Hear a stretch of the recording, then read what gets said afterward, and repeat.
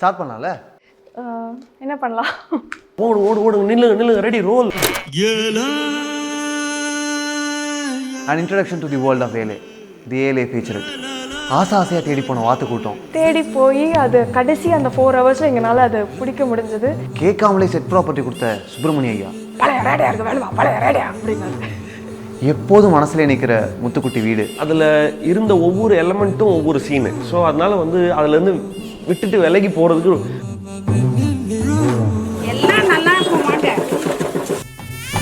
ரொம்ப ரொம்ப இன்டெப்த் வில்லேஜில் இருக்கிற ஒரு வாழ்வியல் சம்மந்தமான ஒரு படம். இந்த படத்துடைய மிக முக்கியமான வேல்யூ பாயிண்ட்டாக நான் பார்க்குறதுன்னு பார்த்தீங்கன்னா, இந்த படத்தை வந்து அந்த ஊரில் இருக்கிற ஆட்களே நடிச்சிருக்காங்க.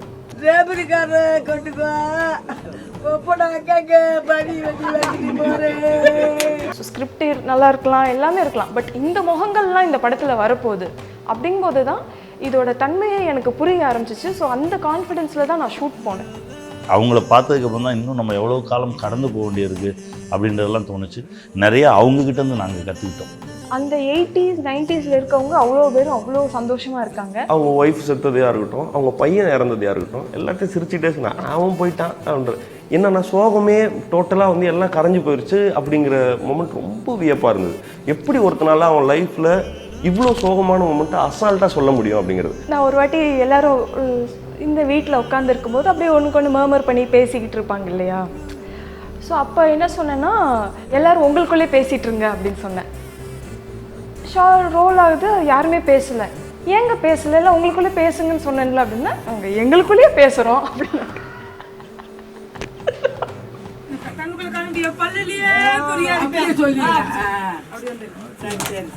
அவங்களே ஒரு 2 நாள் தான், 3ஆவது நாள் தான் அவங்க கண்டினியூட்டி சொல்ல ஆரம்பித்தாங்க. இந்த துண்டு நான் இங்கே வச்சுருந்தேன், இதை நான் இங்கே தான் போட்டேன், அந்த சீனில் நான் இங்கே தான் இருந்தேன் அப்படின்னு அவங்களே சொல்ல ஆரம்பிச்சிருவாங்க. அவ்வளோ எளிமையான ஒரு மனிதர்கள். இதில் எவ்வளோ தூரம் இம்ப்ரவைஸ் பண்ணாங்கன்னா, சுப்பிரமணிய ஐயான்னு ஒருத்தர் எப்போ பார்த்தாலும் அப்படியே கரசல். அவர் வந்தாலே வந்து ஒரு நாள் அப்படி தான் வந்தார் ஷூட்டுக்கு. வந்து பழைய ரேடியா அப்படின்னாரு. பழைய ரேடியா இருக்குது வேணுமா, பழைய ரேடியா அப்படின்னாரு. பழைய ரேடியோ என்கிட்ட இருக்குது, ஷூட்டிங்க்கு வேணுமா அப்படின்னு ஆஃபர் பண்ணுறாரு. அது ஆஃபர் பண்ணுறது எப்படின்னா, நம்ம எங்கே இருக்கோம் எப்படி அதெல்லாம் பார்க்க மாட்டார், ஸ்ட்ரெயிட்டாக வந்துடுவார். பழைய ரேடியா கூட நடிச்சு ஒருத்தர் காணோம், ஷாட்டுக்கு ஆளை காணோம். எங்கேன்னு ஆளாளுக்கு தேடிட்டு இருக்காங்க. போன ஷாட்டு வந்தார், கண்டினியூட்டி ஆளை காணும் தேட. இன்னொருத்தர் வந்தார், அவர் வந்து காணாமல் போனவர் 80 வயசு இருக்கும், வந்தவர் 90-92 வயசு இருக்கான். யாரை தேடுறீங்க? பழனிசாமியாவா அப்படின்னாரு. ஆமாம் அப்படின்னா. சாப்பாடெலாம் எங்கே வச்சுருக்கீங்க அப்படின்னாரு. அந்த அங்கே இருக்குது ப்ரொடக்ஷன் தான், அங்கே போங்க, ஏதாவது தோசையை பார்த்துக்கிட்டு இருப்பான், வாயை கழுவி கூப்பிட்டு வாங்க அப்படின்னு. அங்கே போய் பார்த்தா அவர் அங்கே தான் இருந்தார். அவங்களுக்குள்ளே பேசிக்குவாங்க, இவெல்லாம் நேற்று பையன் அப்படின்னா. ஏன்னா இது 82 வயசு, நேற்று பையன்னு சொல்லிட்டு இருப்பார், 92 வயசு. இப்போ பழனிசாமின்னு ஒருத்தர் இருந்தார். அதில் இந்த ட்ரெய்லரில் கூட யார் யமனா அப்படி, அவர் தான் அந்த கிராமத்திலே அந்த இல்லை 2வது பெரியவர். அவருக்கு வந்து ஹீஸ் 102 நினைக்கிறேன், 102 வயசாகுது. அப்புறம் இந்த ஃபஸ்ட்டு என்ன இன்னைக்கா நாளைக்கான்னு கேட்குறாருல, அவருக்கு வந்து ஹீஸ் சம் 95. பட் ஆனால் அவங்களுக்கு ஏஜ் வந்து பெருசாக ஞாபகம் இல்லை. யார் பெரியவன்றதுல பெரிய போட்டி. நான் போயிட்டு சொன்னேன், சரி சொல்லுங்கள் உங்களுக்கு என்ன ஞாபகம் இருக்குது சொல்லுங்கள், அதை வச்சு நான் சொல்கிறேன் யார் வயசானவன்னு சொன்னேன். அப்புறம் அவர் இந்த வெள்ளக்காரங்க என்ன, எனக்கு சுதந்திரம் கிடைக்கிறதுக்கு முன்னாடியே எனக்கு நல்லா ஞாபகம் இருக்குது, அப்போ நான் வந்து அப்படின்னு சொல்லிட்டோடனே இந்த யார் யமனான்னு கேட்டார்ல, அந்த தாத்தா வந்து என்னை எப்படியாவது ப்ளீஸ் பண்ணணுங்கிறதுக்காக தனியாக என்னை கூப்பிட்டு போய் நான் சென்னைக்கெலாம் வந்திருக்கேன் அப்படின்னு சொன்னேன். அதாவது என்னன்னா, நானும் சென்னைக்கு வந்திருக்கேன், அதனால நான் உங்கள் ஊருக்காரன், என்னை சொல்லுங்க அப்படிங்கிற லெவலுக்கு வந்து என்னை ஐஸ் வைக்கிறார். இவருக்கு வந்து ஆஹா இவன் என்னடா அவனை ஐஸ் வைக்கிறாப்புல, எங்கே தீர்ப்பு அங்கே மாறிடுமோன்றதுக்காக வந்து அப்படியே முறைச்சிட்டே இருக்கார். அவர் சொல்கிறாரு, நான் இங்கே வேலை பார்த்தேன், அங்கே வேலை பார்த்தேன், ஃபுல்லாக சுற்றிருக்கேன், உலகம் ஃபுல்லாக சுற்றிருக்கேன் அப்படி இப்படின்னு சொல்லிட்டே இருந்தார். ஒரு டக்குன்னு எல்லாத்தையும் பேசிகிட்டே இருந்தவர். எல்லா இடத்துலையும் சுற்றி சோத்துக்கு வழி இல்லாமல் இங்கே தானடா வந்தேன் அப்படின்ட்டு அவங்க என்டையராக இவ்வளோ தூரம் கொடுத்த பில்டப் ஒரே அடியில் உடைச்சார். அவர் பெரியவர்கிட்ட போய் மணி தான் கேட்டாப்புல, நீங்கள் ராத்திரி போகுது ஷூட்டிங்கு, நீங்கள் தூங்காமல் இருப்பீங்களா அப்படின்னு கேட்டால், அவர் 4 நாள் இருப்பேன் தூங்காமல், நீ இருப்பியா அப்படின்னாரு. சைலண்டாக வந்தாப்புல. ஒரு பாட்டி வந்து என்ன டைலாக்னா, பள்ளப்பட்டி பூந்தி எல்லாருக்கும் வாங்கி கொடுத்து ஃபேமஸ் பண்ணது செல்லமுத்து அப்படின்னு. அந்த பாட்டி எப்படி தெரியுமா சொன்னாங்க, பள்ளப்பட்டி பூந்தி எல்லாருக்கும் வாங்கி கொடுத்து ஃபேமஸ் பண்ணுது செல்லமுத்து தாத்தா அப்படின்னு. ஒரு வாட்டி நான் சொன்னேன், ஆயக்குடியில் பக்கத்தில் தான் ஷூட் பண்ணோம், இங்கே கொய்யா ரொம்ப ஃபேமஸ்ன்னு சொன்னேன். அது கொண்டு பிடிச்சிட்டேன், ஆயக்குடி கொய்யா எல்லாருக்கும் வாங்கி கொடுத்து ஃபேமஸ் பண்ணுது நம்ம டைரக்டர் அப்படின்னு. இதே இந்த பள்ளப்பட்டி பூந்தி அம்மாவே டைலாக் சொல்லி முடிச்சுட்டு கேமராவை பார்ப்பாங்க. டைலாக் சொல்லிட்டோமா அப்படிங்கிற மாதிரி செக் பண்ணுறதுக்கு பார்ப்பாங்க. அவங்க அப்படி பார்க்கக்கூடாதுங்கிறக்காக நான் என்ன பண்ணிட்டேன், சொல்லி முடிச்சுட்டு நீங்கள் பின்னாடி பாருங்கள். பின்னாடினா அவங்க எதையோ பார்த்துருவாங்கன்னா அங்கே காந்திமதி உட்காந்துருக்காங்க இன்னொருத்தவங்க, அவங்கள பாருங்க அப்படின்னு சொன்னேன். இவங்க என்ன பண்ணுவாங்கன்னா டைலாக் சொல்லி முடிச்சுட்டு செல்லமுத்துட்டா காந்திமதி செல்லமுத்து அப்படின்ட்டாங்க. என்னடா சீனியை மாத்துறாங்க.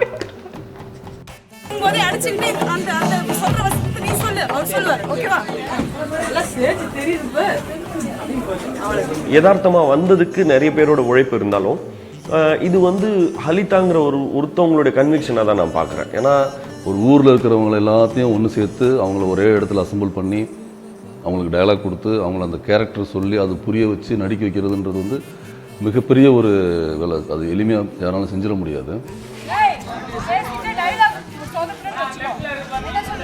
ஒரு general thing is that the script is the best version of your film.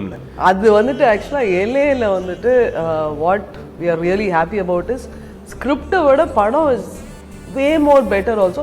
ஏன்னா வந்துட்டு இப்போ ஹலிதாவோட ட்ரீட்மெண்ட் லைக் அந்த ரியல் கேரக்டர்ஸு, அந்த லொக்கேஷனு, அந்த ஃப்ளேவர் எடுத்துகிட்டு வந்திருக்கிறது, அந்த லாங்குவேஜ், ஸோ அதெல்லாம் வந்துட்டு நீங்கள் இப்போ பேப்பரில் பார்க்கும்போது இட்ஸ் ஒரு 2D ஒரு பேப்பர். அது வந்துட்டு அவ்வளோ ஒரு உயிரோட்டமாக எடுத்துகிட்டு வந்திருக்காங்க. அவங்க திறனுக்கு இது இல்லை, அவங்க உயரம் இன்னும் பெரிய பெரிய உயரங்களை தொடுவாங்க. ஹலிதா வந்து வேற மாதிரி தான் நான் பார்க்குறேன். இதில் வந்து Halitha would take you into that world. நீங்கள் அந்த ஃபஸ்ட்டு ஃப்ரேம்லேருந்து அந்த லாஸ்ட் ஃப்ரேம் வரையும் அந்த உலகத்திலேயே இருப்பீங்க. அவங்கள டைரக்டர் போய் ஒரு 4-5 மாதம் முன்னாடி அவங்களோடைய ட்ராவல் பண்ணி அவங்களுக்கு டைலாக்கெல்லாம் சொல்லி கொடுத்து அவங்கள டோட்டலாக வந்து இந்த ஏலே படத்துக்குள்ளே அவங்கள கொண்டு வந்து வச்சுட்டாங்க. கேமரா வந்து மேக்ஸிமம் ரன் ஆகிறது அவங்களுக்கு தெரியாது. அந்த டயலாக் வந்து அவங்க என்ன விஷயம் பேசுகிறாங்களோ அந்த விஷயத்தை பேச சொல்லிட்டோம்னா அவங்க பேசிகிட்டே இருப்பாங்க. அப்போ நாங்கள் கேப்சர் பண்ணுவோம். அப்படி கேப்சர் பண்ணும்போது என்ன மாதிரியான ப்ராக்டிக்கல் ப்ராப்ளம்ஸ்லாம் இருக்குன்னா லைட்டிங் கண்டினியூட்டி இஷ்யூ இருக்கும். அப்புறம் வந்து அவங்க மூவ் ஆகி போயிடுவாங்க. அந்த ஃபோக்கஸை ஃபாலோ பண்ணி பிடிக்கணும். எனக்கு ரொம்ப நல்ல ஃபோக்கஸ் ஃபுல்லாக இருந்தார் முத்துக்குமார்னு. அவர் தான் கேமரா நான் எந்த பக்கம் திருப்பினாலும் இமீடியட்டாக ஃபோக்கஸ் வச்சுருவார். அதெல்லாம் வந்து பெரிய ப்ளஸ் எனக்கு. அதனால தான் நிறையா கேண்டிட் ஷாட்ஸ் கிடச்சிது. அன்றைக்கி கடைசி நாள் 6 மணியோட ஷூட்டிங் பார்க்க போகுது. எங்கள் யாராலையுமே கிளம்ப முடியல. போகலான்னு சொல்லிட்டு அந்த வீட்டு திண்ணையில் உட்காடுறோம், பின்னாடி போய் உட்காடுறோம். அவ்வளோ அன்னையோட முடியுது. ஸோ அந்த ஒரு மொமெண்ட் மட்டும் எங்களுக்கு அது எப்படின்னு ரொம்ப எப்படி என்னன்னு விவரிக்கவே தெரியல. திரும்ப அந்த ஊருக்கு போக மாட்டோமா, திரும்ப இன்னொரு படம் பண்ண மாட்டோமான்னு ஏக்கமாக இருக்குது. இன்னொரு முறை போய் பார்க்கணும். அந்த மஞ்சநாயக்கம்பட்டி அந்த டீ கடை அங்கே தான் சாப்பிடுவோம். டைரக்டர் அங்கே தான் டீ குடிச்சிருந்தாங்க. முதல்ல நான் அப்படியே லொக்கேஷன் போகும்போது பார்த்தா டைரக்டர், மணி, கேமராமேன் எல்லோரும் அங்கே தான் டீ குடிச்சிருந்தாங்க. நானும் இறங்கி அவங்களோட சேர்ந்து ஐக்கியமாக அங்கே டீயை குடிச்சிட்டு தான் ஆரம்பித்தோம். அந்த ஊர், அந்த மனிதர்கள் எல்லாத்தையும் திரும்ப போய் பார்க்கணும் அப்படின்ற ஒரு ஆசை. அப்படி ஒரு ஊர் வந்து இந்த படத்துக்கு அமைஞ்சது சூப்பரான விஷயம். முத்துக்குட்டி அதாவது கனி ப்ளே பண்ணுற கேரக்டர் ஒரு இன்ஹிபிஷன்ஸே இல்லாமல் ரொம்ப ஒரு தயக்கமே இல்லாமல் அவர் பாட்டுக்கு சட்டை கழட்டிட்டு ஆடுறாரு. அண்ட் ஹலிதா வந்துட்டு அவர் ராக் ஸ்டார் மாதிரி டைரக்ட் பண்ணுறா. ஒரு ஃபுல் கிளாரிட்டி, என்ன வேணும் என்ன வேண்டாம் அதெல்லாம் தெரியும். சில ஆக்டர்ஸ் வந்து அதுக்கு ஓப்பனாக இருக்க மாட்டாங்க. என்னன்னு மட்டும் சொல்லுங்கள், பெர்ஃபார்ம் நீங்கள் பண்ணாதீங்க அப்படிம்பாங்க. பட் கனி சார் அப்படி இல்லை. அது எப்படி எங்கே நீ சொல்லு, எங்கே பண்ணிக்காமி அப்படிம்பாரு. அவங்க தான் எனக்குள்ளே இறங்கி அவங்களுக்கு என்ன வேணுமோ எடுத்துக்கிட்டாங்கன்னு சொல்லணும். நான் தனியாலாம் ஒன்றுமே பண்ணல. Seeing Kani sir like this in one completely different kind of role, அது வந்து பயங்கரமாக இருந்தது. முத்துக்குட்டி தான் பேசிக்காக அதே சேட்டை தான் பண்ணிட்டு தெரியுங்க. கனி சார்கிட்ட ஒரு ரொம்ப சூப்பரான குவாலிட்டி என்னென்னா ஒரு எக்ஸ்ட்ரா எஃபர்ட் எடுப்பார். வாங்க என் கூடயே உட்காருங்க, என் கூடயே சாப்பிடுங்க. என் கூட மட்டும் இல்லை, இந்த கிராமத்தில் இருக்கிற எல்லாருக்கிட்டையுமே அப்படி தான் இருந்தார். ஒரு அம்மா ஓடி வந்தாங்க, எனக்கு அம்மாவை நடித்தவங்க, கட்டுவா கழுவி. அவங்க ஓடி வந்து என் அவங்க மகன் வந்து கொஞ்ச நாளைக்கு முன்னாடி தான் இறந்துருக்காரு. அது என்னன்னு தெரியல. என்னை பார்த்தோடனே மகனேன்னு என்னை பிடிச்சி அப்படியே இருக்க ஆரம்பித்தாங்க. அப்படி ஆரம்பித்தது தான் அந்த பாண்டிங். அங்கே இருக்க எல்லாருமே எங்கள் சொந்தக்காரங்க மாதிரி தான் இருந்தாங்க. அவங்க எப்படின்னா இப்போ நம்ம செட்டில் போனாக்கா சார் வணக்கம் சார் அப்படி சொல்லுவாங்களா, அவங்க அப்படி சொல்ல மாட்டாங்க. பிடிச்சி இழுத்து உட்கார வச்சுட்டு அப்புறம்ப்பா என்னப்பா சாப்பிட்டியா காலைல அப்படின்ற லெவலுக்கு கொண்டு வந்துட்டார். இதனால என்ன ஆகுதுன்னா இப்போ எனக்கு மட்டும் இல்லாமல் சுற்றி இருக்கவங்க எல்லாருக்குமே அவர் ஆக்டரு அப்படிங்கிற அந்த நினைப்பு மறந்து போச்சு. போய் இறங்கி லொக்கேஷன் பார்த்த உடனே நான் சொன்னேன், பக்கத்தில் ஒரு வேப்ப மரம் இருந்துச்சு. நான் ஆர்டர்கிட்ட சொன்னேன், இந்த இடத்துல ஒரு சின்ன செட்டு மாதிரி ஒன்று போட்டுருங்க, அப்படியே ஒரு கயிற்று கட்டில் இருந்தால் எடுத்துகிட்டு வந்து போட்டுருங்க. ஷார்ட் முடிஞ்சால் நாங்கள் இங்கே வந்து ஒரு டாப் அடிச்சுக்கிறோம் அப்படின்னு சொல்லி நாங்கள் மேக்ஸிமம் அங்கே தான் இருப்போம். ஸோ ஆப்வியஸாக அவர் முத்துக்குட்டியாக மாறுறதுக்கு உண்டான வேலையை முதல் நாளே செஞ்சுட்டார். நான் பிச்சை ஐஸ் தரேன், நீ அந்த ஐஸ் என்ன கொடுத்துட்டியா? இந்த படத்தில் வந்து 2-3 வேரியேஷன்ஸ்லாம் இருக்குது. அதுக்கு வந்து லுக் சேஞ்ச் வந்து கண்டினியூஸாக பண்ணிகிட்டே இருக்கணும். ஏன்னா இப்படி இருக்கு, இந்த போர்ஷனை ஃபஸ்ட் எடுப்பாங்க, அப்புறம் அடுத்து எடுப்பாங்க, உடனே மாற்றிடுவாங்க, லைட்டு போது இப்படிம்பாங்க. அதுக்கு வந்து physical transformation easy, hour makeup பண்ண பார்த்துட்டு போகிறாரு. பட் மென்டலாக அதுக்கு ப்ரிப்பேர் ஆகுறது வந்து ரொம்ப சாதாரண விஷயமே கிடையாது. ஏன்னா அவர் பர்ஃபார்ம் பண்ணுற அந்த 2 கேரக்டர்ஸுமே வெவ்வேறு எக்ஸ்ட்ரீம்ஸு, வெவ்வேறு ஏஜ் குரூப். அதுதான் கொஞ்சம் ரொம்ப ஸ்டெயின் பண்ணி நடித்தது. ஏன்னா இது பண்ணிவிட்டு அது பண்ணும்போது எனக்கு தலைவலி வந்துடும். ஒரு 8 நாள் ஏதோ அந்த இறந்து போன ஒரு கேரக்டராக நடிச்சிட்டு இருந்தபோது அது ரொம்ப கஷ்டமாக இருந்துச்சு. அது திடீர்னு பூச்சி கடிக்கும், புழு கடிக்கும். அந்த நேரத்தில் நம்ம கரெக்டாக பெர்ஃபார்ம் ஆகும். அந்நேரம் தான் வந்து எவனா ஒருத்தன் காலில் தட்டிட்டு போயிடுவேன். அது வந்து நான் தான் சொன்னேன், ஒவ்வொரு நாள் நடித்து முடிச்சுப்போம் செத்து போகிறதுன்றது ரொம்ப கஷ்டம் போடுது அப்படின்னு சொல்லிட்டு இருந்தேன். அது ஒரு புது அனுபவமாக தான் இருந்தது. ஒரு சினிமாவை ஒரு ஃப்ரேமுக்கு அவ்வளோ வேலை செய்வார்.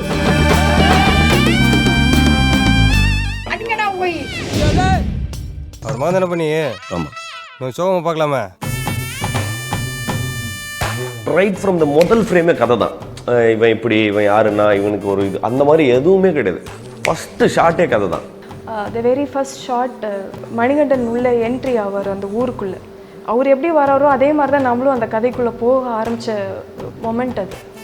கணி சார் கூட சொன்னாங்க, படம் பார்த்துட்டு ஃபஸ்ட்டு ஷார்ட்லேயே வந்து இந்த கதை வந்துருச்சு.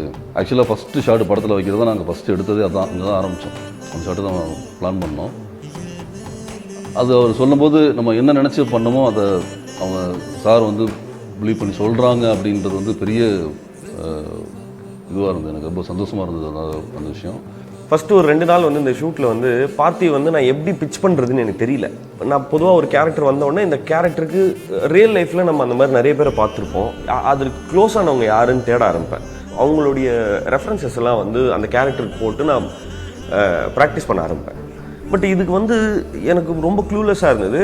அப்புறம் நான் ஹலிதாட்டையும் சொல்லியிருந்தேன், இல்லை நான் ப்ரிப்பேர் பண்ண விரும்பலை, ஏன்னா இந்த படம் பொறுத்த வரைக்கும் ஆம்பியன்ஸ் டிசைட் பண்ணட்டோம்னு நான் சொல்லியிருந்தேன்.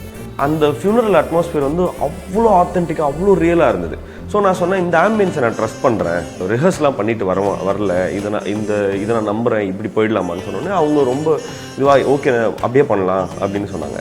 மெயினாக வந்து கனி சார் மணிகண்டனும் வந்து காரில் ஒரு ரைடிங் ஷாட் ஒன்று இருக்குது. மிட் நைட் ஒரு 1:30-2 மணிக்கு எடுத்தோம். ஒரு ரொம்ப டார்க் ரோடு, அது ஒரு துளி வெளிச்சம் இருக்காது. பண்ணி முடிச்சுட்டு கேமராலாம் வந்து காரில் ஃபிக்ஸ் பண்ணிவிட்டு என்னையும் கனிசாரையும் அனுப்பிச்சிருவாங்க.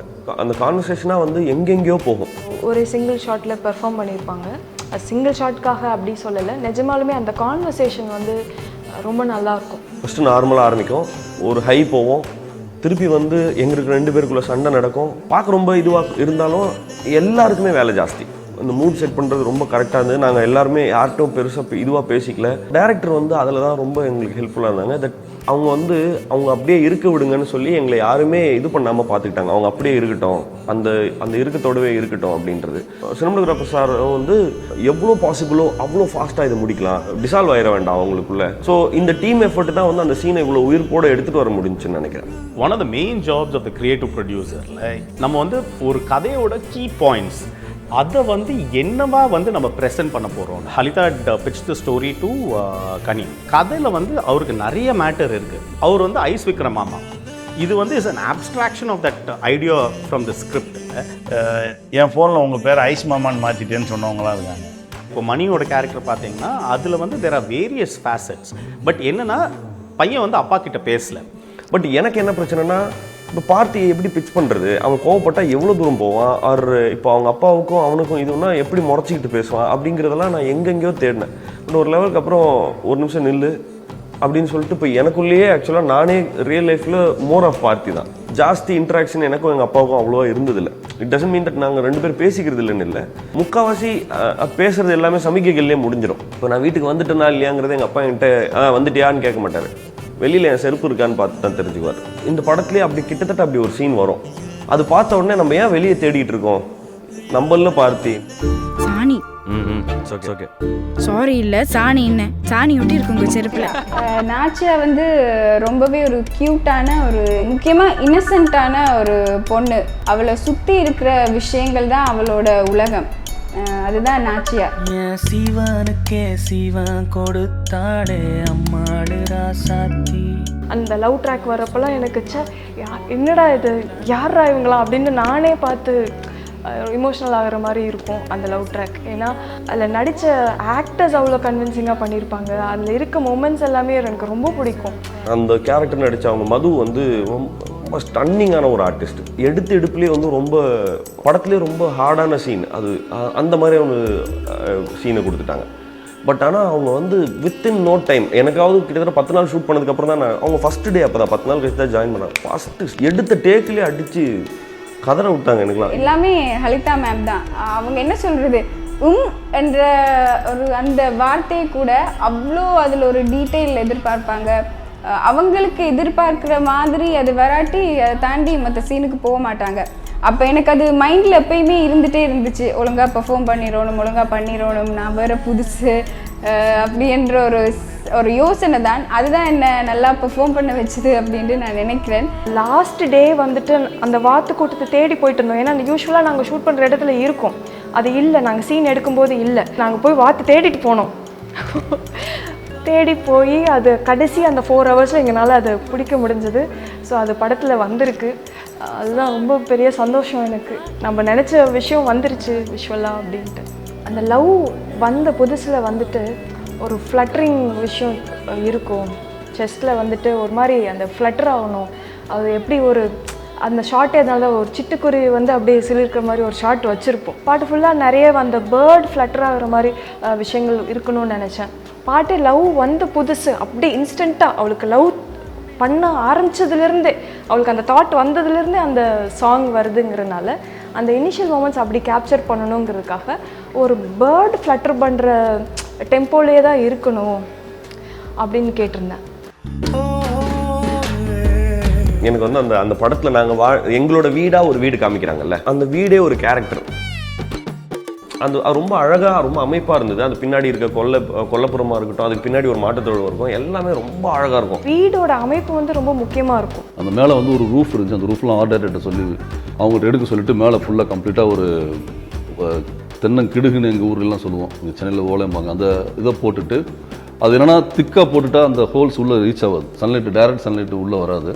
ஸோ அந்த லைட் வேணும் அப்படின்றதுக்காக அதோட இதெல்லாம் வந்து ஒர்க் பண்ணி அந்த அடர்த்தியை கம்மி பண்ணிவிட்டு பிளான் பண்ணி அந்த ஷார்ட்லாம் டைரக்டர் சொல்லுவேன், இந்த டைமில் இந்த இது பண்ணிடலாம், இந்த டைமில் இந்த இது பண்ணிடலாம், அவங்க அதுக்கெல்லாம் அக்செப்ட் பண்ணுவாங்க. லைட்டிங் பேட்டர்னாக என்ன மாதிரி இருக்கணும் அப்படின்னா, நேக்கடையில் நம்ம பார்க்கும்போது ஒரு விஷயம் எப்படி இருக்குமோ அப்படி தான் இருக்கணும் அப்படின்றத பேசியிருந்தோம். அது மாதிரி தான் நான் லைட் பண்ணி கேப்சர் பண்ணோம். கிராமங்களில் குறிப்பாக இந்த மாதிரியான டவுன் டு எர்த் இருக்கிறவங்க வந்து அப்படி கலர்ஃபுல் ட்ரெஸ்ஸஸ்லாம் பண்ணவே மாட்டாங்க. அவங்களுடைய கலர்ஸ் பேட்டர்ன் எடுத்திங்கன்னா ரொம்ப உழைப்பாக இருக்கிறதுனால உழைச்சி அந்த அழுக்காக தான் அது மேக்ஸிமம் இருக்கும். அந்த அழுக்குலேயும் ஒரு சுத்தம் இருக்கும், அதை தான் வந்து கேப்சர் பண்ணியிருந்தோம் நாங்கள். அது மாதிரி மணிகண்டன் வந்து பார்த்திங்கன்னா அவர் பிரமாதமான ஒரு மினியேச்சர் க்ரியேட் பண்ணுவார், ரொம்ப பெரிய ஒரு ஆர்ட் ஒர்க் பண்ணுற ஒருத்தர் அவர். அந்த வீட்டில் வந்து எதுவுமே ஒழுங்காக இருக்காது, எல்லாமே வந்து அது ஒரு வீடு மாதிரியே உள்ள தங்குற இடம் மாதிரி இருக்கணும். ஒரு சின்ன இது இருக்குது, இந்த இடத்துல ஒரு எறும்பு போன பாதை இருக்கணும் அப்படின்னா அது போடுவார்.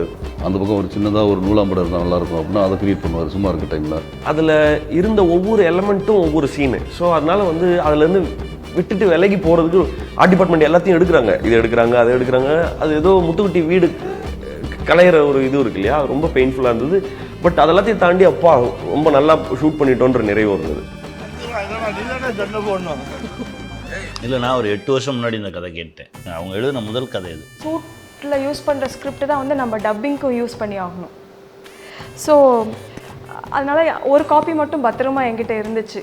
ஷூட்லேருந்து டப்பிங்லேருந்து எல்லா கரெக்ஷனும் இதில் இருக்கும். ஸோ இது மெயின் காப்பி என்கிட்ட இருக்குது, நிறையா கிறுக்கி வச்சுருப்பேன், அதெல்லாம் இருக்குது. ஏலேயோட ஸ்டார்ட் பாயிண்ட் என்ன அப்படின்னா, எனக்கு ஒரு ஃப்ரெண்ட் இருந்தார், அவரோட அப்பா கூட ஒரு 7 வருஷமாக பேசாமல் இருந்தார். ஸோ அந்த விஷயம் கேள்விப்படும் போதே எனக்கு அது ரொம்ப பாதரிங்காக இருந்தது. அப்படி பார்க்கும்போது இந்த அவுட் சைடர் புக்கோட ஃபர்ஸ்ட் பேஜ் மட்டும் நான் படித்தேன். அது படித்தோன்னா அந்த ஃபஸ்ட்டு ஒரு 4 லைன்ஸ் படித்ததுக்கப்புறம் அது ரொம்ப டிஸ்டர்பிங்காக இருந்தது, அதை நான் மூடி வச்சுட்டேன். பட் அந்த 4 லைன்ஸ் எனக்கு கொடுத்த பாதிப்பில் தான் நான் இந்த ஸ்கிரிப்டுக்கான விஷயங்கள் பண்ணேன். எங்களுக்கும் வந்துட்டு சில கதைகள் வந்துட்டு இதை வந்து நம்ம படத்தில் பார்க்கணும், தேட்டரில் பார்க்கணுன்னு ரொம்ப ஆசை இருந்துச்சு. ஸோ அதில் ஃபஸ்ட்டு ஹலிதாவோட இலையை வந்துட்டு ரொம்ப நாள் முன்னாடி சொல்லியிருந்தாங்க. இந்த மாதிரி ரிலையன்ஸ் அண்ட் YNOT கூட நாங்கள் படம் பண்ண போகிறோம், இந்த மாதிரி ஒரு பெரிய விஷயம் நடக்க போகுது, கண்டென்ட் ட்ரிவன் ஃபிலிம்ஸ் வரப்போகுது, அதில் ஒரு தொடக்கமாக ஏலே இருக்கும் அப்படின்னு சொன்னது வந்து எனக்கு பயங்கர ஹாப்பியாக இருந்துச்சு. ஆக்சுவலி ஏலே வந்து ஒரு வெரி இன்ட்ரெஸ்டிங் டைம் இன் YNOTோட ஜேர்னி. பிகாஸ் ஒரு கான்செப்ஷுவலாக வந்து நம்ம சூஸ் பண்ணுறதுக்கு பதிலாக we wanted to start working with creative producers. Our job is to set up the project as such. Choose the writer-director, choose the script, who are the artists we are bringing into it, எப்படி mount பண்ணுறது, all that will go step by step. From day one ஒரு creator வந்து ஒரு writing ஐடியாவோடு வரணும், script discussions இருக்கணும், அதை நம்ம வந்து ஒரு ப்ரொடியூசர்ஸாக co-create பண்ணணும், உட்காந்து கதை டிஸ்கஸ் பண்ணி. இந்த whole process took what about 6 to 8 months. ஏன்னா இந்த ஸ்கிரிப்ட் பார்த்திங்கன்னா இப்போ YNOT பண்ணுறோம், வால் வாட்சர்ஸ்னு திரும்பி, ஏன்னா அப்போ எழுதின கதையை இப்போ நிறைய விஷயம் அட்வான்ஸ்மெண்ட் ஆகிருக்கும். ஸோ அதுக்கேற்ற மாதிரி நிறைய மாற்றினது உண்டு, இம்ப்ரவைஸ் பண்ணது உண்டு. ஸோ அதெல்லாம் பண்ணி நான் இதே ஆஃபீஸில் ரீட் பண்ணேன். ரீடிங் போது வந்து I was not able to catch the flavour. So ஃபைனலாக வந்து what we did, which was the first time YNOTக்கே வந்து ரைட்டிங் இல்லாமல் we got her to again narrate the whole film. அது ரொம்ப இன்ட்ரெஸ்டிங்காக இப்போ நினச்சாலுமே அது செம்ம எக்ஸைட்டிங்காக இருக்குது அந்த ஸ்கிரிப்ட் ரீடிங் ப்ராசஸ். என்னோடய அசிஸ்டன்ஸ் ஒரு 4 பேர் இருந்தாங்க, ஒரு கேரக்டர் எடுத்துக்கிட்டாங்க.